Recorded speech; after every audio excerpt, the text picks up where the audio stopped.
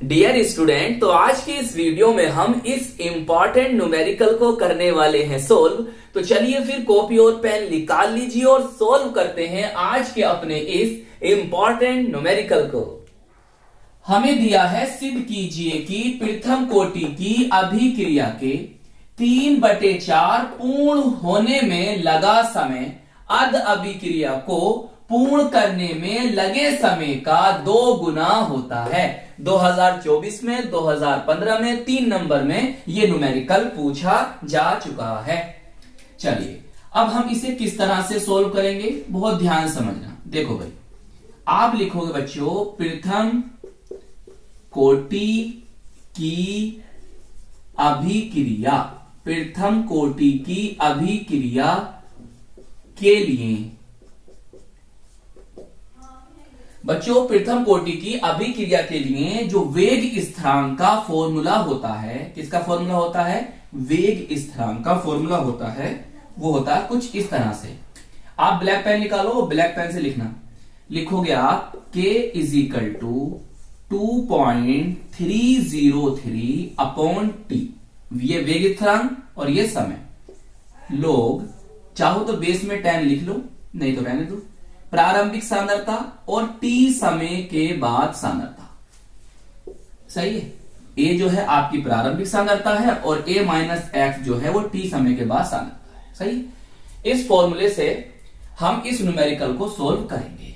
चलिए फिर बच्चों, ब्लैक पेन से हेडिंग डालोगे, प्रथम दशा, फर्स्ट कंडीशन। फर्स्ट कंडीशन क्या है भाई? फर्स्ट कंडीशन है अभिक्रिया के 3/4 पूर्ण होने पर। तो आप लिखोगे, ब्लू पेन से लिखना, अभिक्रिया बोले तो रिएक्शन, अभिक्रिया के 3/4 पूर्ण होने पर, पूर्ण होने पर, सही। देखो भाई, बहुत ध्यान समझना, ये ब्लू पेन से, ब्लैक पेन से ऐसे रहने दो। इजिकल टू 2.303, सही। समय कर लो आप 3/4, सही। लोग देखो, a को ऐसे रहने दो, इसे ऐसे रहने दो और x के स्थान में लिख दो 3/4, सही। एक तरीका तो बच्चों ये है। अभी मैं आपको दूसरा तरीका बताऊंगा, पहले इस तरीके को समझो। देखो, एक तरीका तो आपके पास ये है, इसे सोल्व करने का आगे, और एक दूसरा तरीका और है, वो भी समझ लेना। जो आपको अच्छा लगे वो कर लेना। देखो भाई, इसे समझो, मैं यहां समझाता हूं। a माइनस 3 अपॉन 4, इसे a करो, सही। यहां पर a, जो x है ना, उस x को मैंने 3/4 a माना है, यहां पर a कर लो, सही। अच्छा देखो भाई, यहां से एलसीएम लोगे तो बच्चों क्या होगा? ये यहां पर आएगा, ये हो गया 4a, ये हो गया 3a, और इसके बटे में क्या आएगा? 4। ये 4 कहां चला जाएगा? ऊपर, तो ये 4a आ गया। अब यहां से घटाओगे, कितना बचेगा? यहां बचा केवल a, तो a से a कट गया। तो यहां पर क्या बचेगा बच्चों? यहां पर आपका बचेगा केवल log 4, सही है। log 4 बचेगा। ये मिटान दूं मैं आपको, बोलो? ये मिटान देता हूं, ओके। इसे रफ कर देते हैं। बहुत ध्यान समझना, बहुत ध्यान से समझना मैं क्या करने जा रहा हूं। देखो, अब तुम क्या करो, यहां पर log 4 की वैल्यू रख दो, क्या होती है? 0.6010, सही है बच्चों। या तुम देखो ऐसे भी कर सकते थे, यहां समझो, log 4 है, मैं इसे ऐसे लिख सकता हूं 2 की पावर 2, जैसा लिख सकते हो। 2 कहां आ जाएगा? आगे। जब 2 आगे आ जाएगा, अब log 2 बचा, तो log 2 की वैल्यू रख दो 0.3010, कितना आ गया? गुणा करो, ये आ जाएगा 0.60 और 20, सही है। यहां पर 20, सही है। ऐसे भी कर सकते हो, या डायरेक्ट log 6 की वैल्यू रख दो, या फिर ऐसे कर लो। बताओ, इतनी बात समझ में आ गई? बोलिए, सही। आगे चलें, आगे चलो। बटे में क्या है इसके? सर बटे में है इसके 3/4। जब आप इसकी गुणा करोगे, तो गुणा करने के बाद बच्चों कितना आ जाएगा? ये आ जाएगा बच्चों आपका k equal to 1.386 upon T 3/4। इसे कह देंगे समीकरण फर्स्ट। ये तो था इसका एक तरीका यहां तक पहुंचने का। अब देखो दूसरा तरीका बच्चों ऐसा है, देखो समझ लो उसे। अगर करना चाहो तो वैसे कर लेना, ना तो ऐसे रहने दो जैसे मैंने कहा है। दूसरा तरीका ये है कि भाई मैंने प्रारंभिक सांद्रता मान ली आपकी 100 मोल पर लीटर, सही है। अब देखो यहां पर जो x होगा ना वो कितना होगा 3y4 इंटू 100, ये प्रारंभिक सांद्रता। भाई यहां भी तो मैंने x बराबर 3y4 a ही माना था, यहां भी क्या माना था मैंने x बराबर 3y4 इंटू a। तो यहां पर हमने जो a है ना उसकी प्रारंभिक सांद्रता कितनी मान ली 100 मान ली। जब यहां से तुम इसे डिवाइड करोगे तो वो 4 दूनी 8 और 4 पंजे 20, तो कितना आ जाएगा सर, ये आ जाएगा 75। ये 75 आ गया x का मान। देखो अब यहां से समझो, यहां से समझो। देखो भाई मैंने प्रारंभिक सांद्रता मानी 100, सही, और ये आ गया मेरा 100 माइनस 75।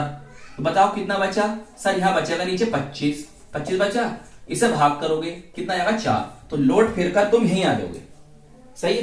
तो ऐसा करना चाहो ऐसा कर लो। ऐसा कैसा करोगे भाई, प्रारंभिक सांद्रता यहाँ पे लिखोगे 100 लिखोगे। जब आपने इसे कैलकुलेट करा तो यहाँ कितना आ जाएगा 75, यहाँ लिखोगे 100 माइनस 75, तो कितना आ जाएगा आपका, ये आ जाएगा ये, सही है 100/25। इसे भाग करो कितना आ जाएगा 4, तो log 4 की वैल्यू रख दो, या जैसे मैंने बताया था आपको log 4 को करना कि 2 का वर्ग कर लो, 2 आगे ले आओ, फिर log 2 की वैल्यू रख दो और आंसर log यहां तक प्राप्त कर लो, सही है। बताओ इतनी बात समझ में आ गई। चलिए अब आगे चलते हैं। अब सवाल हो गया, इसमें कुछ है थोड़ी ना, जो भी टाइम लगा आपको, ये दो मेथड समझाने में टाइम लग रहा है बच्चों।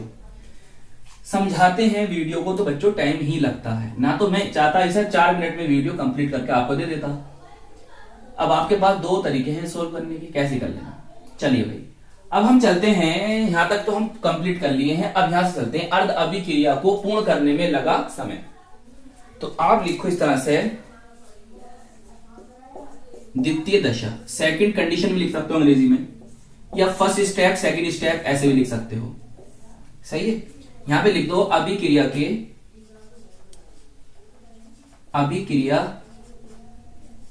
के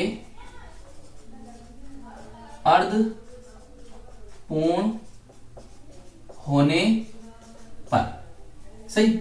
देखो भाई जब अभिक्रिया के अर्धपूर्ण होने पर तो वेग स्थिरांक कौन सा फॉर्मूला होता है, वो सर ये होता है जब अभिक्रिया अर्धायु काल वाला, वेग स्थिरांक और अर्ध आयु काल में क्या संबंध होता है, के बराबर 0.693 y t हाफ, ये तो होता है जी।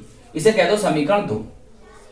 वीडियो पॉज करो, पहले इतना समझो, ये बात समझ में आई नहीं आई इतनी। ब्लैक पेन से लिखोगे आप क्या बात, ये बात लिखोगे समीकरण 1 व समीकरण 2 से, समीकरण 2 से।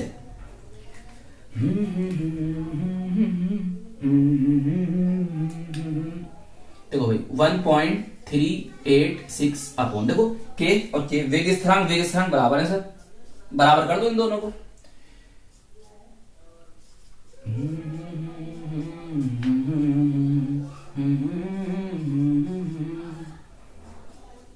बोलो इतनी बात समझ में आ गई जी सर, इतनी बात समझ में आ गई। इसे मैं इधर ले जाऊं, इसको इधर, तो t half upon t 3y4 बराबर, देखो ये मैं इधर लेकर आऊंगा तो ये यहां पहुंच जाएगा 0.693 अपॉन 1.386, सही है। जब इसे आप कैलकुलेट करोगे ये जाएगा बच्चों कितनी बार, 2 बार, कितनी बार चला जाएगा 2 बार, सही है। तो आपका आंसर बनेगा कुछ ऐसे, t half upon t 3y2 upon, ये बना 1/2, सही है। ये इधर आ जाएगा, ये इधर पहुंच जाएगा, तो सीधा करके हम जब लिखेंगे इसे तो t 3y4 बराबर, इसी को ऐसे कर दो तो 2 इंटू, अब जब लाइन पढ़ो लास्ट वाली, क्या कह रही थी वो, ये कह रही थी कि अर्ध अभिक्रिया को पूर्ण करने में लगा समय का 2 गुना होता है, तो देखो 2 गुना होता है, सही, प्रूव हो गया। तो आई होप ये न्यूमेरिकल आपको अच्छी तरह से समझ में आ गया होगा। अपना ख्याल रखिएगा, अपने परिवार वालों का, अपने माता पिता का ख्याल रखिएगा, खूब मेहनत से पढ़ाई करते रहिएगा। हम मिलेंगे आपको इसकी नेक्स्ट वीडियो में। जय हिंद, जय भारत।